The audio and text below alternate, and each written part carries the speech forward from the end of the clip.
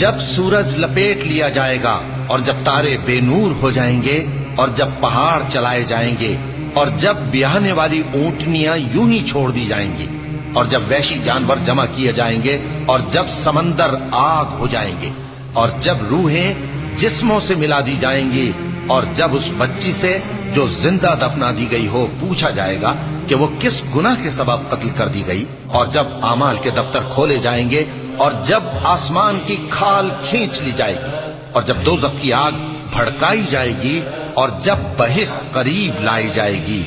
تب ہر شخص معلوم کر لے گا کہ وہ کیا لے کر آیا ہے۔ بس میں ان ستاروں کی قسم کھاتا ہوں جو پیچھے ہٹ جاتی ہیں اور جو سیر کرتے اور غائب ہو جاتی ہیں، اور رات کی قسم جب وہ پھیلنے لگتی ہے، اور صبح کی قسم جب وہ نمودار ہوتی ہے، کہ بے شک یہ قرآن اس فرشتہ عالی مقام کا سنایا ہوا پیغام ہے جو صاحب قوت ہے، مالک عرش کے ہاں اونچے درجے والا ہے، سردار ہے، ساتھ ہی امانت دار ہے۔